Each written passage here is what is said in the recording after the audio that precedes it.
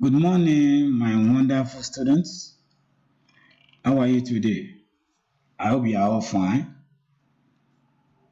Okay, you are welcome to CRS class.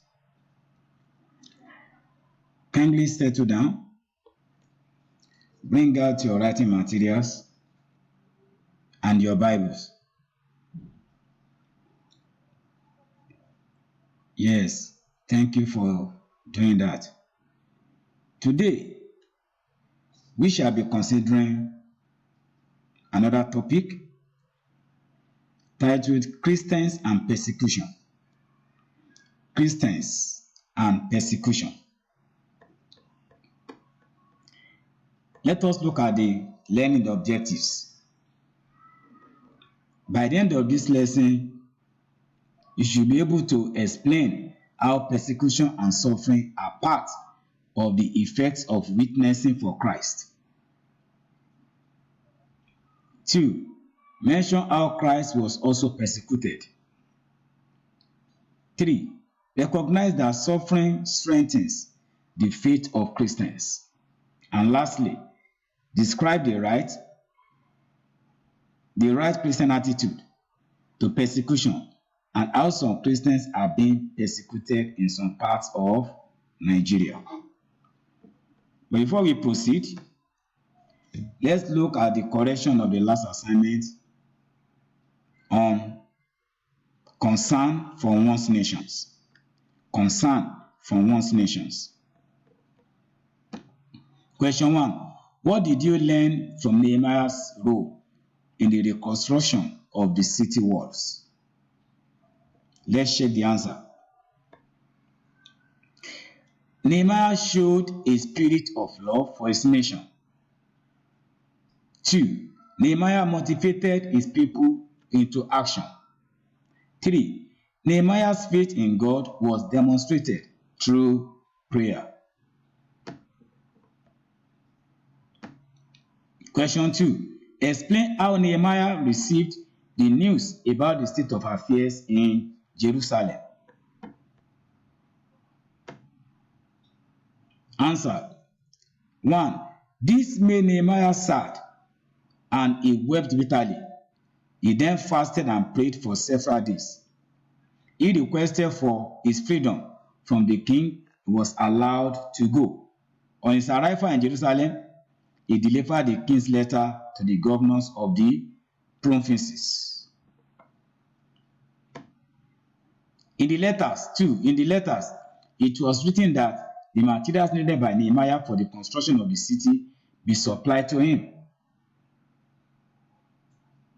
The construction work on the walls of Jerusalem began in earnest. Now let's go to the topic of today. Christians and persecution. Because of our time, we may not be able to read these Bible passages. 1 Peter chapter 1 verse 3 to 17. 1 Peter chapter 4 verse 12 to 19. What is persecution? Persecution is an act of molesting a person or a group of people.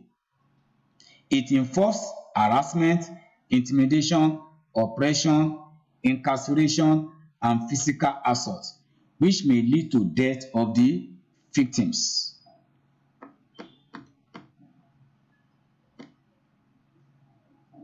You can see persecution and martyrdom in the early church. Persecution may come as a result of one's religious or political belief, that is, your belief in your religion and your political belief. In the case of Christianity, which is our main focus, persecution comes as a result of the Christian's faith, determination, boldness, and full commitment to the service of God. So when you are working for God, when you are being committed to God's service, be expecting persecution. This is one of the example of a Christian persecution. You can see this man and a soldier with a dagger, a sword, already stabbed this woman by the left side, maybe probably the kidney side. You can see the blood. That's what the early Christians suffered for their faith in Christ. Christian persecution is not a new phenomenon. Jesus Christ also passed through a lot of suffering and persecution during his earthly ministry. He knew it was the same fate that was going to befall his followers. He has said it before. Christianity involves self-denial. In case if you don't know what Christianity is all about. Christianity involves self-denial, suffering, and persecution. It is only those who are determined and fully committed that can succeed. Because one may backslide. This was the reason Christ warned the disciples that no one who puts his hands to the plow and looks back is fit for the kingdom of God. Early Christians suffered persecution from both the Jews and their Roman overlords. The persecution was serious that some of them were killed. Look at the killing. The killing of some Christians in an open arena. They will push them inside the open arena, see the spectators, as if they were watching football match. And they will release wild beasts, lion, tiger, hyena like that, just to eat them up. That's just one of the examples how some of the early Christians were killed because of their faith in Christ. Then I look at the biblical characters that suffered persecution in the Bible. Stephen was stoned to death. James was killed by King Herod Agrippa. Peter was crucified upside down. They crucified him like Christ, but his head was upside down. Zechariah was killed between the temple and the altar. John the Baptist was beheaded by Herod the Tetrarch. John Beloved was cooked in a cauldron, a big pot of hot oil, but did not die. And he was taken to the Isle of Patmos, where God gave him a revelation, and he wrote the book of Revelation. Bartholomew was beheaded, crucified upside down. Some were sawn into two like wood. You know that saw? They used the saw to divide them into two. Some were covered with animal skin. They will wrap them, they will kill animal, they will remove the skin, they will now wrap them. They will now put them to the wise animal. So those ones will say that they have seen food, and they will bounce on them and they will crush them.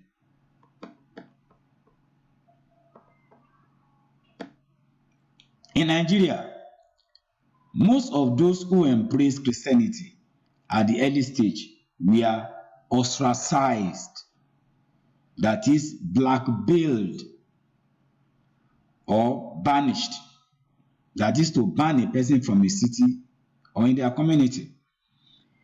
It was against the background of persecution that St. Peter wrote his epistle, urging Christians to persevere when facing opposition and admonishing them on the right attitude to adopt. You don't need to bother yourself. Christ is there for you. So according to St. Peter's teaching on Christian persecution, our working text, 1 Peter 1, 3-17, 1 Peter 4, 12-19. St. Peter acknowledged the fact that Christians may have to suffer various trials to test the genuineness of their faith. As gold passes through fire to be refined, so also is persecution to Christians. That is, your faith in Christ will be tested to know whether you have a right standing with the Lord.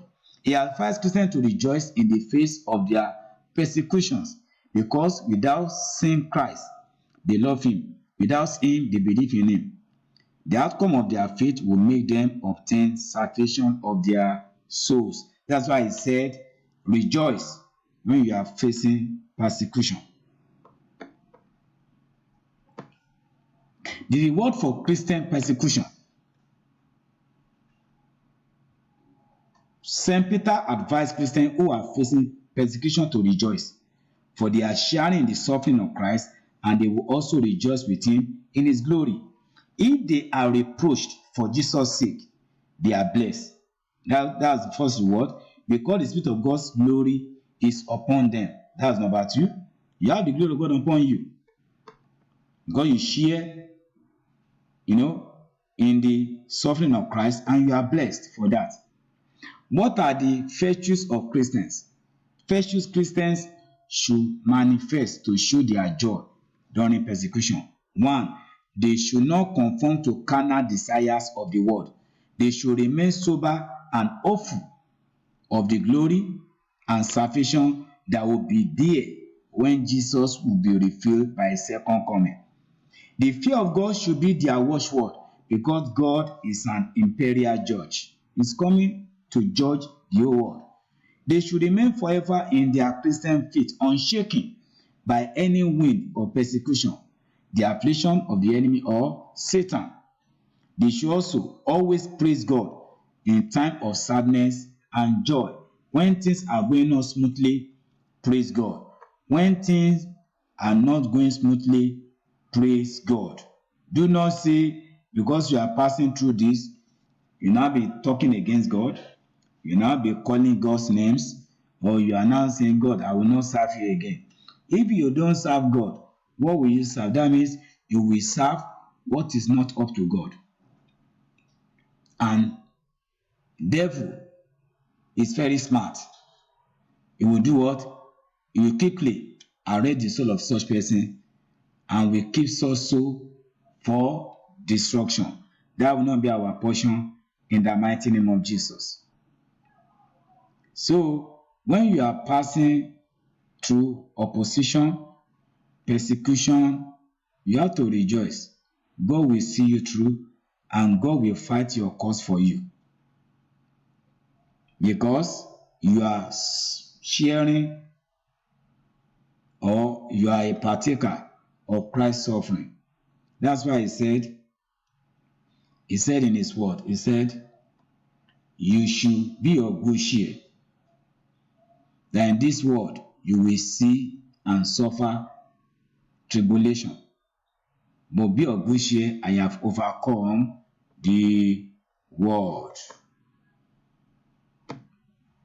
Now, to study and to read further, consult Essential Government for Senior Secondary School by Chris Dibier as a reference material.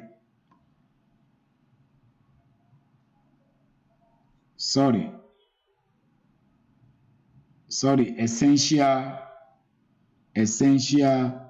CRS textbook by Orofuji, and also Holy Bible. You can pick up any version of the Bible by Orofuji. Holy Bible, any version. Can be King James, New King James version, it can be Amplified version, it can be New Translation. So let's now look at our assignment, because we have limited time. Assignment number 1. What is persecution? And relate it to some Christian virtues. 2. Give some biblical characters that suffered persecution and the nature of their death. 3. What are the virtues Christians should manifest to show their joy when they are passing through persecution, problems, and the likes? This is where we are going to stop for today. We shall meet together again next time, if the Lord tarries in the second coming. Thank you.